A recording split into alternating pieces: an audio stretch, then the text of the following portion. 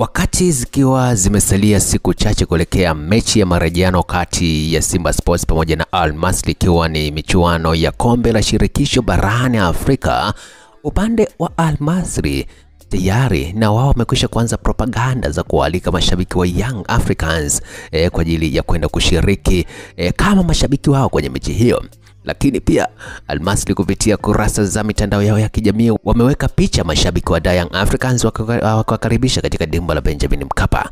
Pamoja na hayo yote, upande wa Simba kupitia meneja wa kitengo cha habari na mawasiliano Ahmed Ali ameweka wazi kwamba wao kama Simba wapo tayari kuelekea mechi hiyo, na mpaka hivi sasa wachezaji wako imara kweli kweli kwa ajili ya mechi hiyo ambayo wanaamini wanakwenda kuweka rekodi mpya katika dimba la Benjamin Mkapa, na hivyo kufanikiwa kutinga hatua ya nusu fainali katika michuano ya kombe la shirikisho barani Afrika. Kumbuka kwamba mechi ya awali Simba alikubali kipigo cha bao 2-0 kule Egypt, na sasa wanakuja kukipiga hapa Tanzania ambapo Simba anahitaji kuweza kumpiga Al Masry bao 3-0 ili kuweza kupita moja kwa moja kwenda hatua ya nusu finali. Lakini kama tapata labda ushindi wa bao 2-0, maana yake ni kwamba watakwenda kwenye hatua ya mikwaju ya penalti, na atakayeibuka mshindi hapo ndo huyo sasa ambaye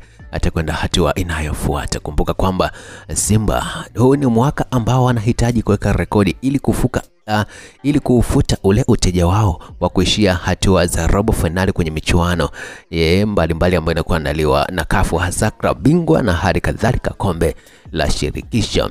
Sasa manake ni kwamba Simba kwa hivi sasa wanahitaji maandalizi ya kina, kusoma vizuri mchezo uliopita na hali kadhalika kuweza kujipanga vyema katika maeneo yote muhimu, kuanzia eneo la goalkeeping kule kwa Pimpin Kamara ambaye amepokea lawama nyingi sana mara baada ya kuwa ameruhusu bao 2 kwenye mechi ya kwanza. Hali kadhalika mimi naona eneo la mwisho bwana, eneo la ushambuliaji bado Simba wanahitaji umakini mkubwa. Kama watapata nafasi kama walizokuwa wamezipata kwenye mechi ya kwanza na wakashindwa kuzitumia, manake ni kwamba watakuwa wanazidi kujichimbia kaburi wao wenyewe kwenye uwanja wa nyumbani. Lakini kama watazitumia vizuri hizo nafasi, basi naamini bao 3 inawezekana Tanzania. Na ukumbuka kwamba Al Masry na wao pia wanahitaji kufuzu hatua ya nusu finali kwenye michuano hii, kwa hiyo hawatokuja kinyonge kwenye dimba la Benjamin Mkapa. Nipe maoni yako, unadhani ni sawa mashabiki wa Young Africans kwenda kuwashabikia Al Masry kwenye uwanja wa nyumbani? Au inabidi wote mashabiki waweze kuungana kwa ajili ya kuisupport Simba, klabu ambayo kwa hivi sasa imebaki peke yake kwenye michuano ya kimataifa? Weka maoni yako hapo kwenye comments.